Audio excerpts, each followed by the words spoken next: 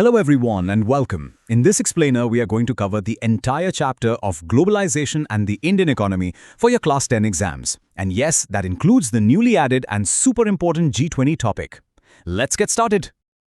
Just for a second, have a look at the phone you're probably holding. It might have been designed in America, with parts made in South Korea, all put together in China. And if you have a problem with it, you might end up talking to a call center in India. This, my friends, is globalization in action, and today we're going to understand exactly how it works. Okay, let's dive right in. Here's our roadmap for today. We'll start with the basics of globalization, look at the technology that powered it, then India's own journey, the G20, and finally, we'll tackle those all-important exam questions. All right, first things first, let's get the main idea clear. What exactly is this big word, globalization? So, the textbook definition says it's about rapid integration or interconnection. What does that really mean? Well, think of it this way. Countries are no longer isolated islands. Their economies and markets are all getting linked together, kind of like one giant global village. And the big players making this happen are MNCs, foreign investment, and of course, foreign trade. And you know, globalization isn't just about selling products. It's a much bigger concept. It's about the movement, or the flow, of almost everything across borders. We're talking goods, services like call centers, investment money, new technology, and of course people, moving for work, for education, for a better life. But how did this rapid connection even happen? What made it all possible? Let's move on and see what kickstarted this whole process.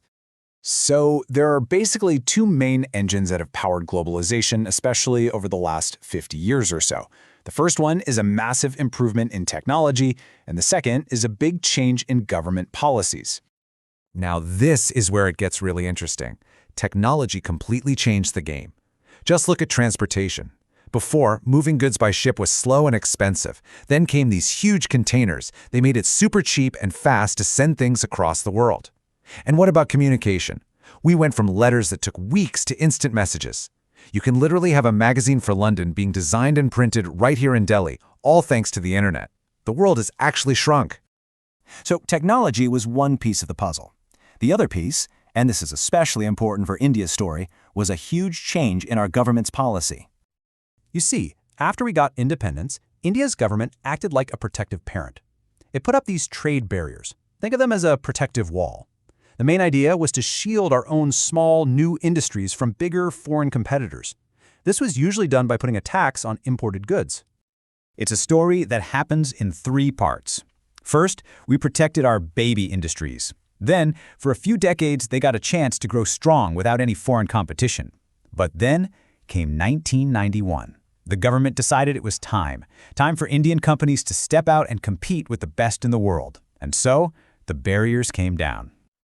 And this policy of removing those protective walls, of taking down the barriers, has a name. It's called liberalisation. It's all about making the economy more free and more open to the world. So, what happened? Well, the results were huge. Goods can now be imported and exported easily. Foreign companies started setting up factories here. And for us, the consumers, all this new competition meant better quality products and more choices than ever before. Okay, let's talk about something very current and super important for your exams, India's role in the G20. This is a brand new chapter in our global story. So what is the G20? The easiest way to think of it is like a club of the world's biggest and most powerful economies. They meet every year to discuss the really big global issues, like financial stability, climate change, you name it. And this is why this group is such a big deal. Just look at these numbers. Together, these countries account for 85% of the world's economy, 75% of all international trade, and almost 2/3 of the entire world's population. So when the G20 speaks, the world listens.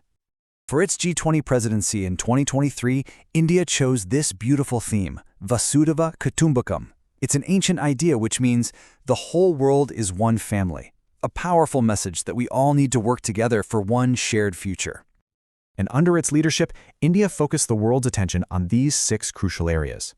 From fighting climate change and pushing for inclusive growth that helps everyone, to using technology for good and putting women at the center of development. Really important stuff. All right, now for the most important part for all you students. Let's tackle some common exam questions directly so you know exactly what to write. Here we go. This is a classic question. You can almost guarantee you'll see something like this. So how would you answer it? Here is the perfect way to structure your answer. You have to mention two things. First, transportation technology.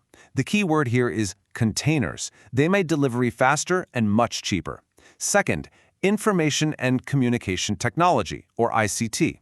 Talk about the internet, mobile phones, and how they allow for instant communication and e-banking. That's your full marks answer right there. Okay, here's another key concept that tests your understanding of India's economic history. Notice it's a two-part question, so you need a two-part answer. Just remember that protective parent analogy. That's the key. For the first part, the barriers were there to protect our new baby industries from foreign competition. For the second part, by 1991, the government felt our industries were now grown up and ready to compete. It realized that competition would actually improve their performance and quality. And that's the whole story. And with that, our chapter is complete. Now, to really master this topic, make sure you check out the description below. We've put links for important questions, mind maps, and your complete exam kit. Thank you so much for watching. And hey, don't forget to like, share, and subscribe to our channel.